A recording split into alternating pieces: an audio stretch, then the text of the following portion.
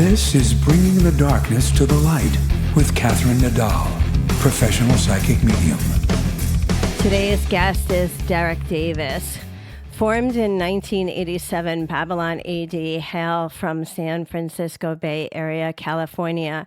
Original members Derek Davis, vocalist, songwriter, guitarist, and music writers John Mathews and Ron Freschi all met in high school playing in rival bands before playing together and becoming one of the top drawing original hard rock bands in Northern California. Locating to Hollywood, California in late 1988, the band soon made a name for themselves with the powerful live performances and catchy songwriting skills. In 1989, Babylon A.D. caught the attention of Arista Records president and industry music mogul Clive Davis, who signed them at a live showcase in Los Angeles thanks to their impressive 3-song demo and a homemade video. Their self-titled album, Babylon A.D., was released in 1990 and included the hard rock classics Bang Go the Bells, Hammer Swings Down, and The Kid Goes Wild, which was the trailer song and promotional video for Orion Pictures' ROBO COP 2. The band scored 3 number 1 songs at Metal Radio and reached gold status on their first release, which spent 38 weeks on the Billboard Top 200, peaking at number 46. Fast forward to 2023, Babylon A.D. is back.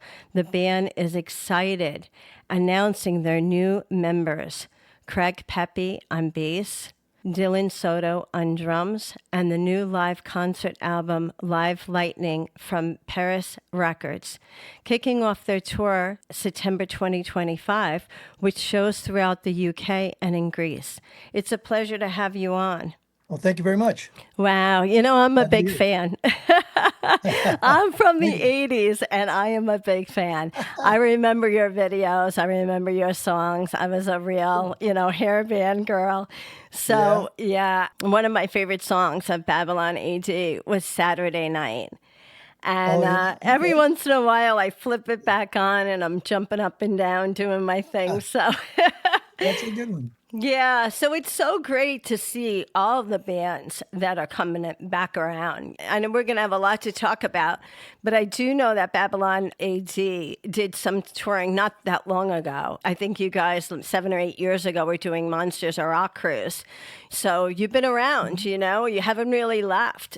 Let's go back to the beginning of time. Bring me back to the 80s, because I love watching the videos, and that's the piece of it that I really love.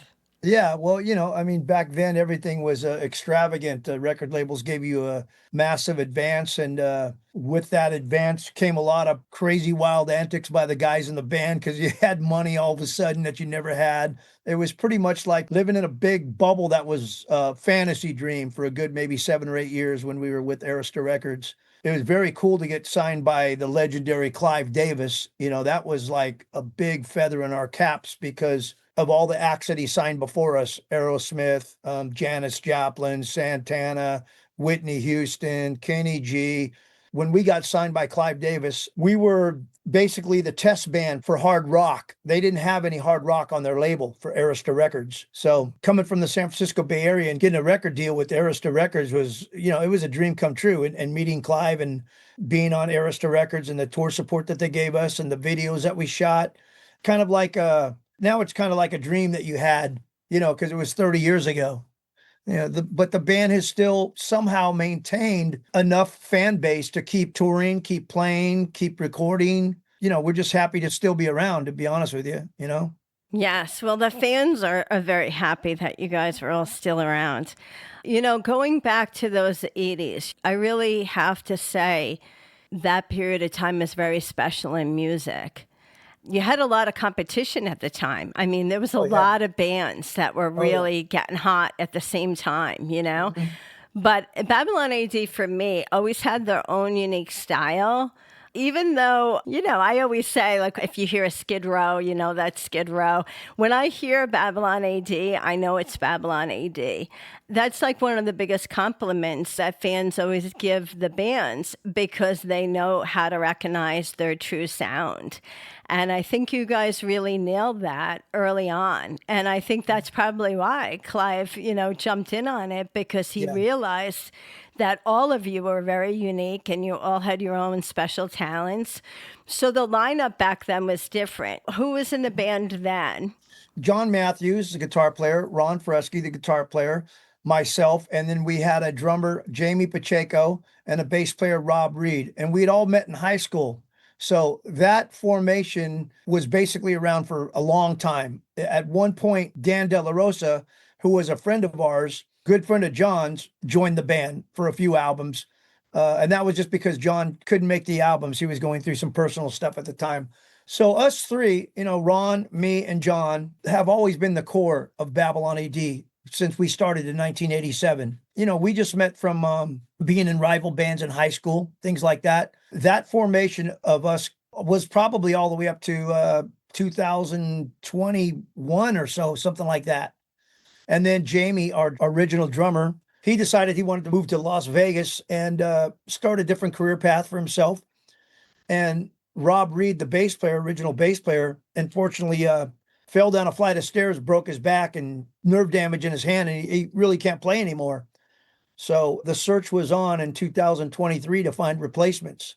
And luckily, Ron, our guitar player, had been fiddling around and jamming with Dylan Soto and Craig Pepe and another act. They thought they were maybe going to put together a band. But I called Ron up and I said, hey, we just got an offer for a record deal from Paris Records, Tom Mathews' label. Ron said, well, let's do it, but I got the guys that can fit the band perfect. I've been jamming with them. They already know Babylon A.D. songs. So me and John, the guitar player, we went out to Ron's house, and he lives about maybe an hour and a half away from us. And he's got a studio there, rehearsal studio. And it was very, very strange because when John and I came in the door, we met the guys. Okay, yeah, they look cool and everything. But we rattled off 8 songs in a row, Babylon A.D. songs, and they were flawless. It was like we'd been playing with these guys for 20 years. We were ready to go play a gig the next day. So it wasn't like we got to show them how to play and, well, we do this or we do that, that kind of thing. It was just flawless and easy. We didn't have to audition anybody else. It was just like, you guys are the guys. By the time the practice was over, we knew we had a nucleus of 5 guys, two new guys. And they've really helped us come along with the new material because they both write themselves. The last 2 albums they both contributed to. So it's pretty cool. And it's a good shot in the arm too, because Dylan Soto, the drummer, he also plays guitar really, really well and sings and writes songs himself. He had an album out himself, and he's only 24 years old. So he gives us a big shot in the arm, and he's a walking encyclopedia on heavy metal and hard rock. So it's kind of funny, us older guys talking to him, and he knows just as much as we do. And we're like scratching our head, like, how many books did you read on us and all that whole genre? It's pretty crazy, but it's really cool. That's awesome. So it's kind of interesting. Do you think that them knowing your songs, especially with the one being 24, do you think it's the power of the internet? Do they really study all the videos on YouTube and do their own tutorials? Absolutely. Yeah. And it's funny because the power of the internet kind of gave us a younger audience too. We really noticed when we play out live, 5, 6, 7 years ago or something, we'd play out and, most people were our age, maybe 10, 20 years younger, things like that. But now we're getting guys and women that are Dylan's age, 24 years old.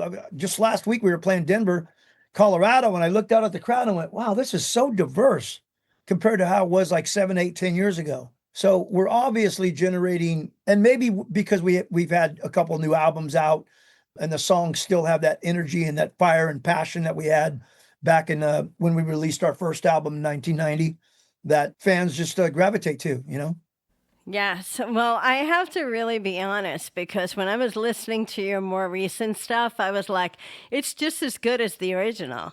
I mean, you really haven't changed. And even the song we're going to play at the end, When the World Stops, and I know that's the name of your tour that you're going on. But let me tell you, the incredible power. There's a power to that. And I always say when you listen to a song, how does it make you feel?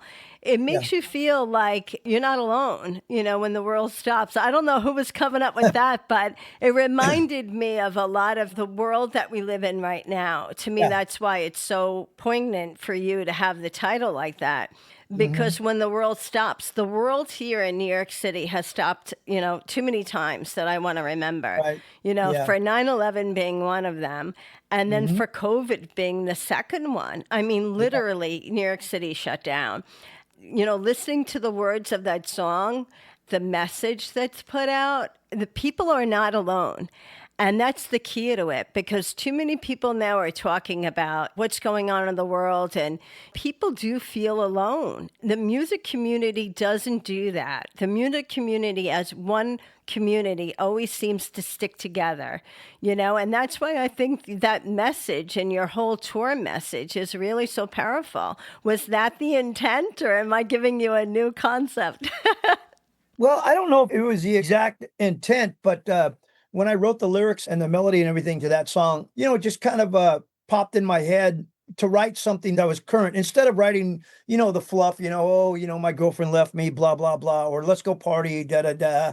That's been said a million times, but there's not too many songs that are out that dive into that subject of the world ending and the apocalypse and how you could still love somebody and, get to heaven after it and that there's still hope. That kind of thing. The only song that I could think of off the top of my head that is similar to that is, I think maybe Don't Stop the World by NXS. It's the only thing I could think of that there might be other songs out there that I'm missing, but that song kind of reminds me a little bit of our song because it kind of delves in the same type of situation, two lovers in the apocalypse, that type of thing. So whenever we put the song together and I wrote all the lyrics for it and we got done producing it and mixing it, was like, this is the single. We just knew right off the bat, this is the first single.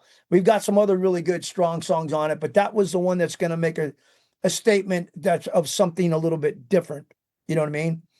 And the power of that song, it's just very interesting because it's a pop melody, I was talking to Shasta, the program director from The Bone out here in San Francisco, and she was singing the song back to me. It was so funny, but she said, this song is so catchy, like it doesn't stop. It's stuck in my head all the time, but it's such a deep subject that you're singing about. So it's kind of haunting, So it's pretty cool that we're able to bridge that gap, I think it's interesting because when I go back and look at your earlier albums, the video that was part of that movie, I guess, ROBO COP 2, and it was very, futuristic. How did that come about? Because that was like on VH1. I mean, those are like the MTV days, the video. Yeah, well, so we had done a couple videos for our singles, Bangle the Bells, and our first single, Hammer Swings Down. We were about to release a ballad. The record company had plans for us to release our ballad Desperate, which Clive Davis always said, this is going to break you guys bigger than Aerosmith, that kind of thing. And we're like, right on, Clive. Yeah, let's do it, And then all of a sudden, Orion Pictures approached our management and the record company and said, hey, look, we want to use this song as the trailer for the commercials, but we want to have the band shoot a video and we'll pay for the video if the guys are in the video with ROBO COP and everything like that, and use the song Kid Goes Wild. So at first the band was like, yeah, let's do it. And then we started thinking, well, wait a minute now, what about Desperate? We thought we were going to release Desperate in a couple of weeks or about a month later. And the record company was like, oh, don't worry about it. We're going to release the ballad after this song. What happened was we ended up doing Kid Goes Wild, the ROBO COP 2 movie, the trailer for that and everything. And, we rode that for a while and that was really good. And I think the album was actually out. Our first album was out probably 16 months before they were about to release Desperate. And then it was the dangest thing. The people that do the radio at Arista were like, you guys have put out 3 singles. Most bands don't put out 3 singles. Let's just get on to the next record. It's been out 16 months. We've had a good run. We went gold, but let's start working on the next album. And so the band was really bummed out and really kind of pissed off, you know what I mean? Because we felt that Desperate was the song that was going to kind of break us. It was our stairway to heaven, so to speak, and it didn't get released. So it's very funny because I have this conversation all the time, or even when we play live, everyone that's a fan of Babylon A.D. knows that song, everyone does. So we play it every single show, even though it was never a single, but it is a great song, It was like a double-edged sword to do Kid Goes Wild and ROBO COP 2. That I understand. And I find that story so interesting because the average fan probably doesn't know that story, No. But did the word get back to Clive since he was so passionate about that song in the beginning? I don't know if it did. I think he just listened to the A&R radio department and just kind of went with it, even though really, I mean, that song was one of the songs that even got us a record deal. I mean, I talked personally one-on-one with Clive many times. He was adamant that that was going to be the one, but somehow I guess the record company just talked him out of it, or the guys that do the PR for the marketing on the radio. He knew that the band was upset and our manager was upset and stuff, but like I said, the album had been out 16 months. So their thought was, man, you guys got to get back in the studio and start working on a new record, unless it's going to be 3 years from now or something. And it did take us 2.5 years before the second album came out in 92. They were right kind of like in that aspect. As you go on with making all the albums, do you have a personal favorite? Especially, because you're the front man. I mean, you're the singer. So do you have like a personal favorite that you could say like, where you feel that, and it's hard for songwriters. A lot of times you're writing songs about personal experiences, and then you have to go back 20 or 30 years later and sing about something that, you originally had a story about. I know that our first album is our biggest album, maybe because it was our first album and that we had the biggest push from the record labels and stuff. We had 3 major videos. Each of them cost $100,000. So there was we toured for 2 years on that too. So there was a lot of push behind that album. But to be honest with you, when I look back and listen to the first album, I'm the lyricist and, I write all the melodies for the songs and things like that. There's a few songs that I just kind of think to myself, man, I sound a little adolescent. I guess that's the word, that I wouldn't write those lyrics today. I guess that's what I'm saying. And as I've matured and as I've written, another 500 songs or something since 1990, my lyrics have just gotten so much better. Hence the last song we were just talking about, When the World Stops, and so much deeper and more personal. So for me, even when I listen to other bands, I like listening to lyrics and things that are real. It's going to sound odd, but I mean, I love like Simon and Garfunkel or Bob Dylan, I mean, Bobby Womack, I like stuff that has substance to the lyrics that take me on a journey. And that's what I've always tried to take the listener on a cinematic type of journey. So the last 2 albums that we just produced, Rome Wasn't Built in a Day, which was released 14 months ago, has a lot of great songs on it. A lot of really cool songs for me because it's got lyrical journeys everywhere.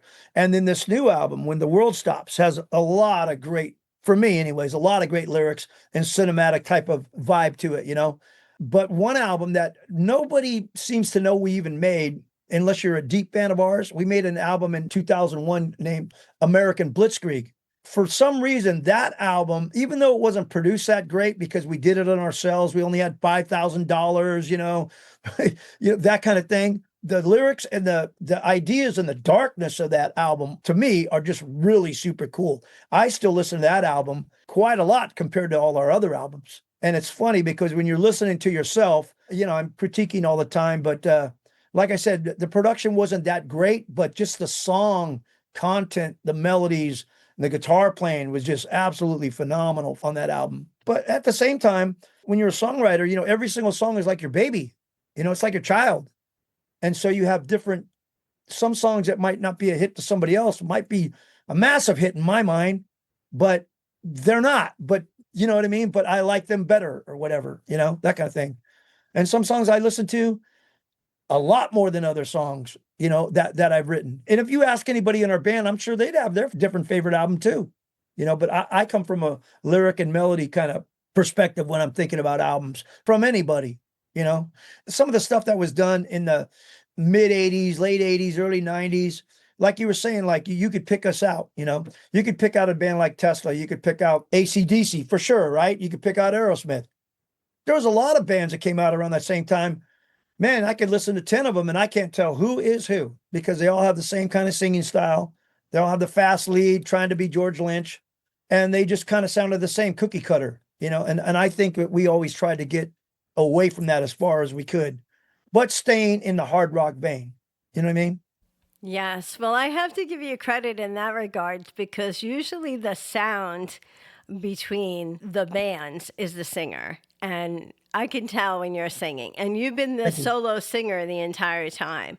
So that piece of it to me is really key.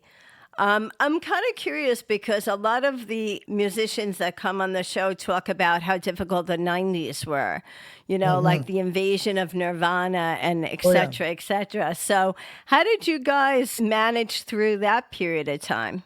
Well, like I said, we were kind of like living in a bubble, probably from the day we got signed in 1989 till about mid 93, 94, when it all just came crashing down. Every band that we knew got dropped. Didn't matter who it was. And we were kind of like, when are we going to get dropped? It was like, there'd be Warrant dropped like 3 months before us, or Extreme. Like, how those guys get dropped? They just sold 1 million records.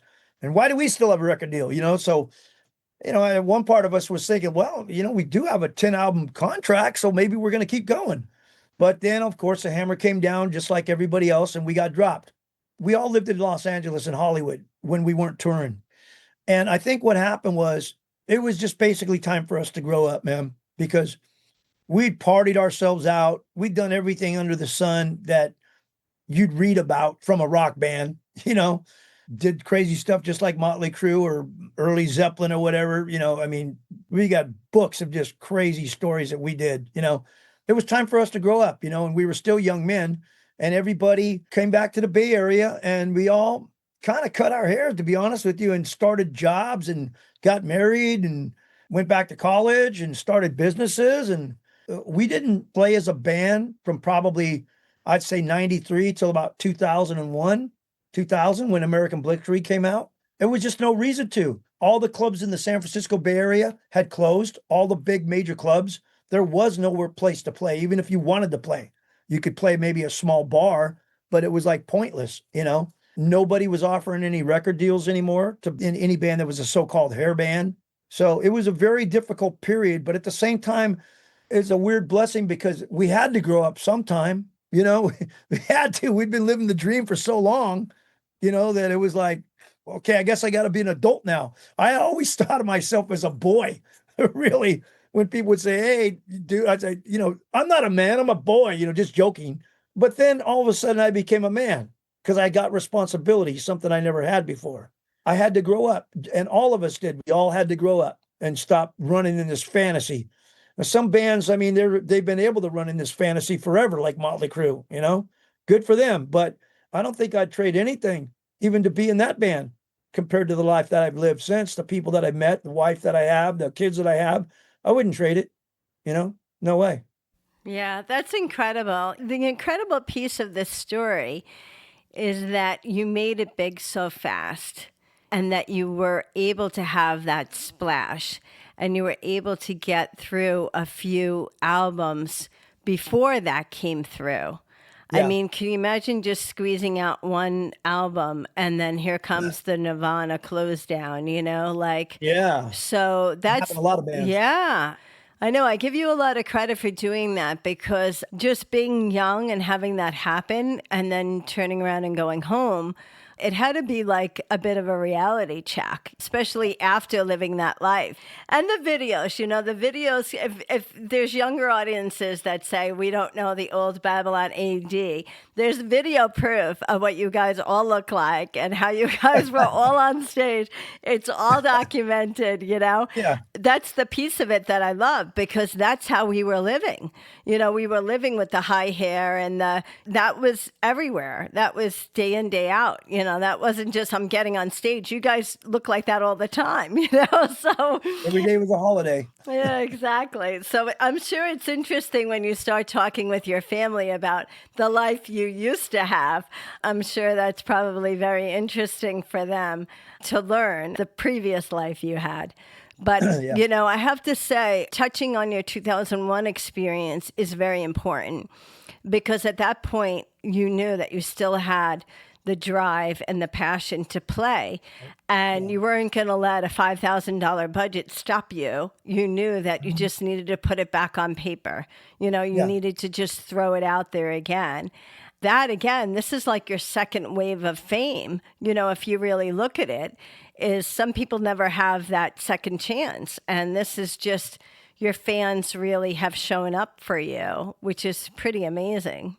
Yeah, it is amazing. We played the Whiskey about 2 or 3 weeks ago, and then we played Denver last weekend and Salt Lake City, and now we're going to the UK, and we're going to play over there, and we're going to play Greece. But I could have never predicted that when I was, 25 years old. Hey, 30 years from now, I'm going to be playing over there. And just like nothing ever happened, just like time kind of stopped. Kind of surreal, to be honest with you. You're getting paid to go on a massive, great vacation, and you're getting paid to get up on stage for an hour and a half and entertain people still at our age. You know what I mean? And the one thing about our band is when we get on stage, we have the same amount of energy and passion as we did when we were 19, 20, 21. We give it all 100%. I see a lot of bands that are in our age group now that are successful as us, or way successful even more than us, that they just don't have the passion when they get up there. They have the hits. Maybe they have the hits bigger than ours and things like that, but they get up on stage and after about 4 or 5 songs, you're saying, well, I guess I could listen to these guys because they're not doing anything for me visually. I mean, you could turn your back and go get a beer and just hear them and go, well, they're not really doing anything on stage for me. So, but not us, man. We get up on stage and it's kind of like we're in a fist fight and we don't want to lose, and we want the fans to feel that energy. And they do, because after every show, fans come up to us while we're doing autographs or, just taking pictures and things. They're like, man, I can't even believe how much energy you guys got. I can't, you just hear that continuously all the time. Can't believe it. So, Yeah. And I think that's why we still have a good audience, because they tell their friends, and you got to see Babylon A.D, man. They put on a show, man. They don't stop, that kind of thing. It's still fun. That's why I think it's still fun to jump on stage and kind of act crazy and sing, sing the songs and have people singing right back to you, lyrics that you might have written 30 years ago. And they're singing right back at you, right in your face. And you're like, wow, this is crazy, That is so true. And you make a lot of good points because, the power of the internet again, anytime you go to a concert, it's recorded, people are posting it or sharing it. You hear the chatter of backing tracks and you hear the performances falling flat and all of that. Yeah. And it is hard, we're not as young as we used to be, but at the same time, like you said, you're getting paid to do this, so why not give it your all, And the key to this that I think is so interesting is because you kept talking about being like almost a little bit astonished that you're doing it now 30 years later. It makes the title of your tour and the title of your song make all the more when the world stops, because your life stopped, but it stopped enough for you to pick up the needle and then put it back down again. Just like that, just like I like that. I like that. Yeah, exactly. That's cool. And let me tell you, that piece of it is so important because you've somehow, and I know I'm the psychic here, but somehow you've tapped in to kind of that play on words, when the world stops, because you were able to pull in strengths in your life where you didn't realize you were even had capable of. And I think all of that was your building blocks to bring you through where you are now. So going forward past 2001 and getting involved in, I know I started the conversation out with like Monsters of Rock Cruise, but when you first started to play out again with some of the guys, before some of the guys couldn't be in the band anymore, just seeing the audiences for the first time again, what was that like? That's another surreal type of thing, because maybe you haven't played in 4 or 5 years. Next thing you know, you're playing the Monsters of Rock Cruise or something like that, or a big show. And you're like, wow, did we ever really leave? Because it seems like there's the same amount of fans as there was when we were, semi big time, It kind of gives you a shot in the arm like, hey, you know what? We could still do this. We still have fans out there. It's not like we have to start all over again and be a brand new band and try to win fans over. We've got fans, we have them. So all we have to do is cultivate that and try to get like a little cult following that just keeps on coming to all the shows. And as long as we give it 100%, then I think the fans could see the intensity and the originality of the band, that, we care about them. We get the love back from them. That's for sure when we play, because they give us energy too, Back in the 80s, you were either opening for a band or you had a band opening for you. When you started playing again, did you run into those bands again? Like, all the time. yeah. So Yeah. are you still doing that? Like we opened and, reminiscing, like, do you remember when we opened for Yeah. which Well, bands especially, were those? Because there's so well, many especially when, bands. especially when you're doing like festivals and stuff. Because sometimes there's 5 bands, sometimes there's 20 bands, depends on who it is. But then you'll run into, whoever, Tesla or Guns N' Roses, or not Guns N' Roses, but LA Guns or people like that. And like, you may remember that time we played in Baltimore and did this or whatever, that kind of thing. So you got a little bit of history there, but there's many years between some of those shows. It's kind of a funny story. When we first got our record deal, we moved to Los Angeles. We used to share a studio with Guns N' Roses. We would take it in the daytime, they would take it in the nighttime. That studio is the same studio where they shot Sweet Child of Mine in. So it was pretty interesting to see the studio that we were rehearsing in was the same studio that they used for the video. And a couple guys that worked for us all of a sudden started working for them. And they went off and became this massive band. And we're the mini Guns N' Roses, kind of like, you know what I mean? So it was very kind of strange how we were around the same time that they were, but they got a record deal a little bit before we did. And their album came out before ours did, maybe about a year before. So we were kind of on the trail end of that. But it was just interesting to see because we all lived in the same apartments for a while and partied together and things like that. And they became this superstar band. And, we became us, but I still wouldn't trade it. So you have to tell me, because this is a story I heard. Is this correct? Was the name of the band made because of the apartments that you guys lived in, or some kind of a No, play no, on that? no, no, no. Originally we were called Persuaders in the Bay Area. And what happened was when we got down to Los Angeles and we did a showcase for Clive Davis and he signed us, and well, the first thing they do is a legal name search. And so Arista Records came back and said, hey, there's already a band, the Persuaders. They sang that song, It's a Thin Line Between Love and Hate. They were a soul band. We had no clue, right? We're like, whoa, there's somebody got that name? Okay. So we had to quickly come up with a name like in a few days. And I had a t-shirt that said Babylon, Hollywood Babylon, I think it said. Yeah, I bought it at a thrift store in Hollywood somewhere. And I said, why don't we just be called Babylon? And everybody went, yeah, that's it. So then we tagged on the AD and became Babylon AD. Oh, wow. That is very cool. I thought it had something to do with like that whole apartment complex or people coming Well, and I'll tell you going. what, that apartment complex of St. James in Hollywood at that time, at that moment in time, was a brand new apartment building. It had 2 swimming pools that were both on the roof. It had 2 different sections of it. I'm not sure, maybe five stories. I just passed it the other day. It was really funny. All the memories came flooding back when we played the whiskey, but everybody lived there. Charlie Sheen lived there. The guys in Extreme lived there. Guys in Guns N' Roses lived there. We lived there. I mean, Billy Idol used to come. There used to be parties on that roof, I'd say nearly every damn night.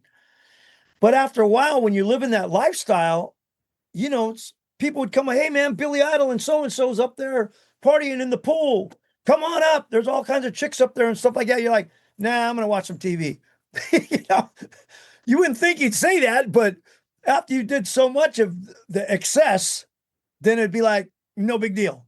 And Charlie Sheen always had a lot of chicks hanging on his arms, and he was kind of a wild guy back then. I don't want to tell stories about it, but it was like, damn, this guy could party. Sam Kinison, like those guys, man. I mean, we could party, right? We drink a lot, or did, but those guys were on a little bit of a different kind of party that was like the next stage, self-destruction kind of like, Yeah, that's interesting that you mentioned Sam Kinison because you have a wonderful website. I have to say, I mean, I was just pouring all over your website and you could see all the different albums that you've done and everything. But then there's a section called like fun facts. And one of the fun facts mentions Sam Kinison. So what is the fun fact about Sam? Well, he lent his voice and his comical expertise to The Kid Goes Wild. That was kind of a wild story. When we were creating the record, we were in the Cherokee Studios, I think it was, on Hollywood Boulevard. And Robert Palmer was there and Sam Kinison was there recording their albums in like Studio B, Studio C. And we were maybe in Studio A or something like that.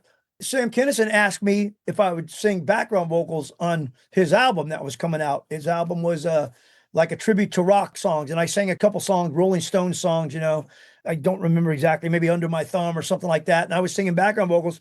And when I got done, I said, hey, you want to help us out on this song? We have a breakdown in the middle of the song. And I was going to say something, but it'd be cool if we got you to do it. And he said, well, I owe you, so I'll be over in a couple hours.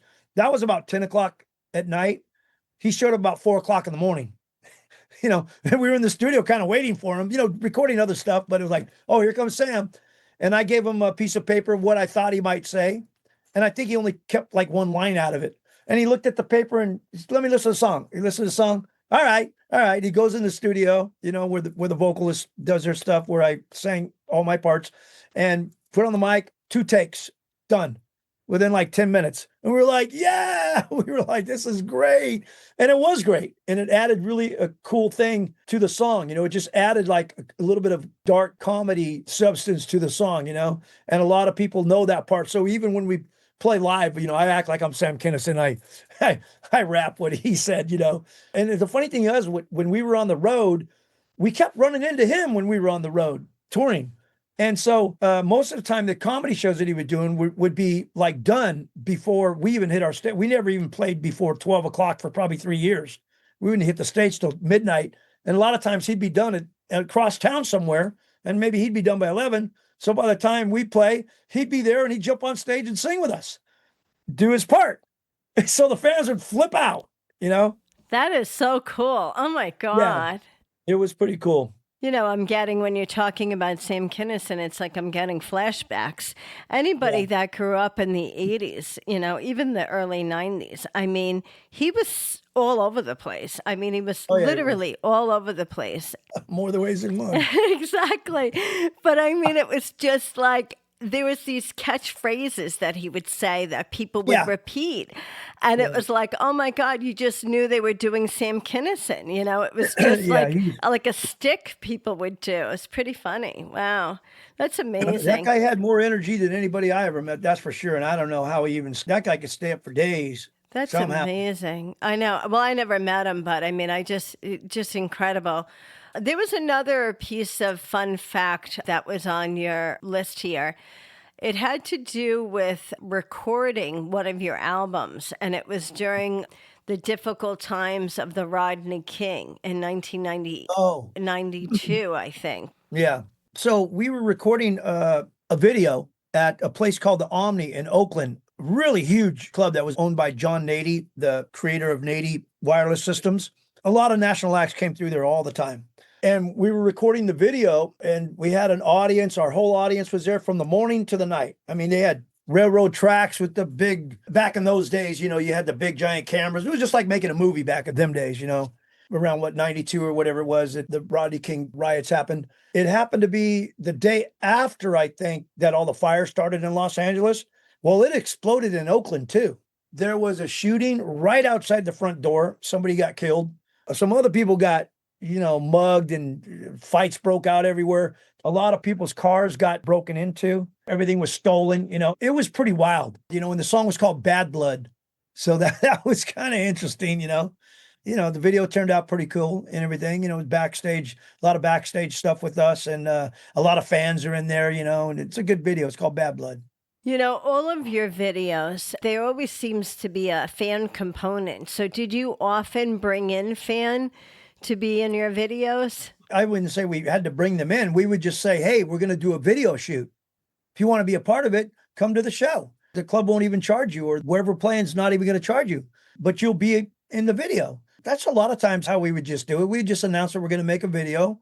Maybe if you had a few fans that show up for one show, now you're going to have twice as many to show up for this because they want to be in the video, That's cool. I remember seeing recently a video that you guys did, and you were on, maybe it was California, but you were on the sand, and you were playing all your instruments on the sand. And I was like, and it's like almost like I don't know, but it kind of breaks away. I think there's like a couple section, and then it goes back to the band, and it's like real storytelling. What was that about? So that was a song I wrote called 1 Million Miles, and it's really about my wife. So that's me and my wife driving in my red 64 Riviera through the hills, down 101. So we'd shoot back from that. And it was funny, the way I shot that, it was just me and her in the car. and I had a GoPro, and I'd shoot her like this, and then she'd have a GoPro, and then she'd shoot me like that. Then we put the GoPro in the center, and we just kept driving for like maybe 20 minutes and just shot whatever we wanted. And then we hired a video production company that had drones. So when we were at the beach, playing on the beach, you see from the band way up top, you see all the ocean going by. That's my favorite video, I think, It didn't really cost us that much either. And then I edited all the video. I got all the footage and I edited the whole video together. It's a great song. 1 Million Miles is a great song. That's off the Revelation Highway album that we put out in 2017 on Frontiers Records. That's a really good song. And another song, Crash and Burn, that's a really good song that we did great video work too. So that was fun. That is great. I still like the original videos from the early days, I call them, the 1980s, where you have like the iconic, like the Playboy models walking around. Yeah. You see them with oh my God, it's so funny when I watch these things. But they're in everyone's video. It was like everyone hired the models. It was just like a staple of the industry. But when you look at it, you look at, wow, it's not just the hair, it's the fashion, it's the this, it's the that, But that, I really do like the beach video. I was like, wow, a video nowadays, like then, we could look at it now and be like, oh, that's, 1980s fun. But the video now, for me to be able to recall it and talk about it, it's not just the song, but it's the impact that the video left me, that I'm able to describe it along with the song. Do you see what I mean? So you really hit all your marks on that. So right on. That's great. Well, yeah, that's what I was talking about the cinematic when I'm writing my lyrics. I'm always thinking about what it looks like, not just what it sounds like. What does this look like? Two people walking down the beach as the sun beats down on their back and they're talking alone or whatever. You paint the picture and let people see the picture. Clive Davis once told me, he said, Derek, the best songs in the world are universal. He said, you write universal songs that everybody has been through their experience, then you'll have more hits. And he's right. You don't have to always write personal, me. This happened to me, woe is me, or look at my girl and me. Everybody has felt that way. But if you could paint the picture, you're sitting in a bar, you're lonely, you're having a drink, the girl walks in, she sits down with you and she's lonely too, blah, blah. And you create a story so that the pictures go with the words instead of like, oh, here comes a girl. She looks hot. She's wearing a red dress. Oh man, I wish I could party with her. That'd be a great fun night. You know what I mean? You're not really saying anything. So true. Yeah. There's always a message behind it. And that's really incredible. So, a couple of things. You're going to be going on a tour, in a matter of days. I think the tour starts on September 4th, and you're going several places in the UK.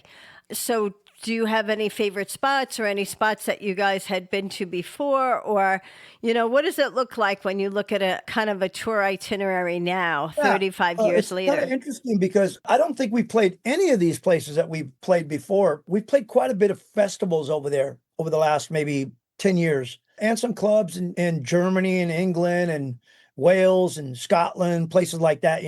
The one big show that we're doing is at the O2 Academy in Leicester, which holds about 2,500 people. It's kind of like they do that every year. It's called the HRH Sleaze Fest #8. And they do that every year. They have a festival over there. And there's a few rock bands that are around our era, like Pretty Boy Floyd, I think, is playing with us. And a few other, Warrior Soul is playing with us. That's going to be the biggest show, I think. Most of the other ones are a little bit smaller clubs, between 500 and 250 people. I think the exciting thing for us is that we're going to go to Greece. We're going to end the tour in Greece at a big major theater. That's the one that we're all really, because none of us have been to Greece. It's funny because we're getting to that show 3 days early, and we'll be in Athens. So it's going to be like a vacation, a paid vacation for us. We get to run around and see the apocalypse and all that other kind of stuff, and go meet Zeus and everybody else that you'd want to meet. Wow, that's exciting. So where exactly are you playing in Greece? What is the venue like? It's weird. It's like the Piraeus Alchemy Academy or something like that, and they have shows there every few months, but that's in Athens, Greece. that'll be on a the- good show because that's their big city. So Yeah, you'll that's- have a lot of fans. Sure. we're told that it's really, there's a lot of people going to be at this fan. And the funny thing is, there's a few friends of ours and fans of ours that we know that are going over there. So it's crazy. We're like, you're going to go to Greece? They're like, hey, it's the only time I'm ever going to go to Greece. Now I get to see you guys too, that kind of thing. That's exciting. That Yeah, is it's pretty really cool. Very good. That's amazing, though. But now that when you wrap up this tour, because you're really only going out for like 30 days, what's the next steps after that? Well, we have another single that we're going to be releasing. Probably while we're over there, it's going to be released. And then we're putting together another tour with a couple other bands that will start either early next year or December. We're going to take a couple months off after we get back in October. We probably won't play October through November. We're probably not going to play it all then, but we'll be back playing again December, January, February, that kind of stuff. The tour's getting put together right now. And this record lands on September 1st, 2 or 3 days from now. Right now, there's pre-orders that can be had. So we have still a long journey ahead of us to support this album. All right, cool. It's interesting because when you had mentioned you have another single being dropped, what is the name of that? Are you allowed to release the name? We're going to have two more, at least minimum 2 more singles that we're going to drop. Love is Cruel. It's a very beautiful ballad, a lot of piano, kind of like an Elton John. It's the only way I could kind of describe it in a way. It's the first time we've ever used piano in a song, actually, but it still has a heavy guitars and things like that. But it's a very, very, very beautiful song called Love is Cruel.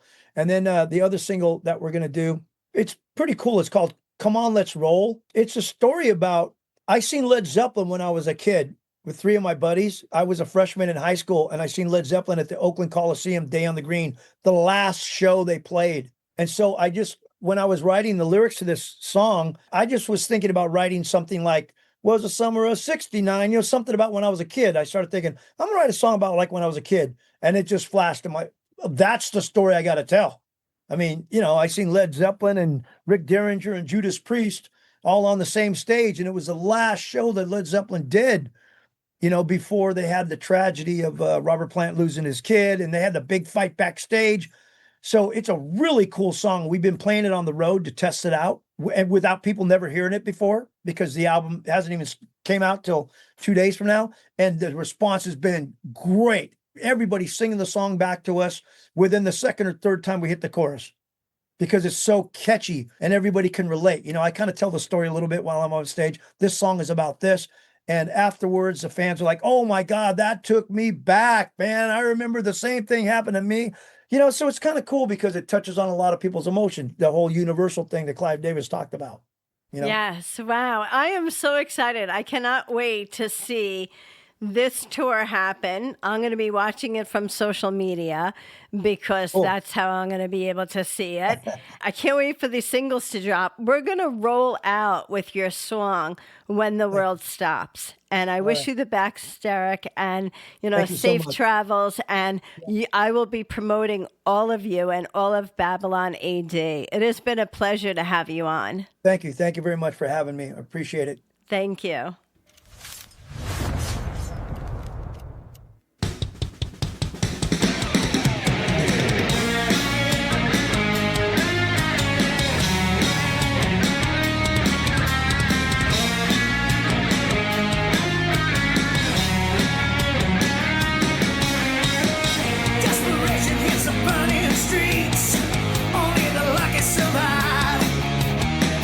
Battle rages as the ramparts fall.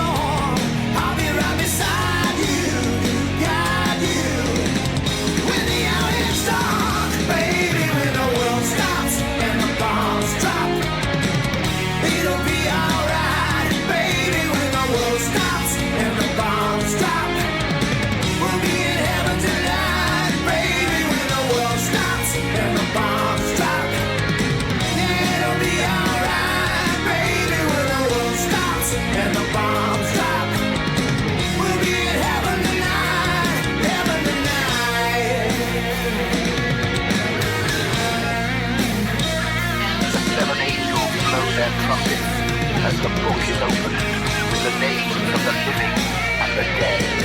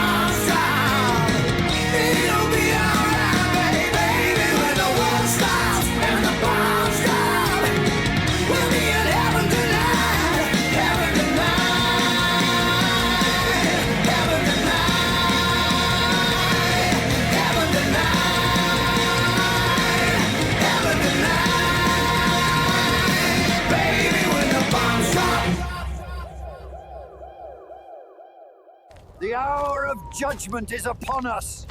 Repent, for the end is nigh. You have been listening to Bringing the Darkness to the Light with Catherine Adele, professional psychic medium, Dream Central Station, LLC. My audio editor is Al Hemberger at the Loft Recording Studios in Bronxville, New York. This is WNEW 102.7 FM radio.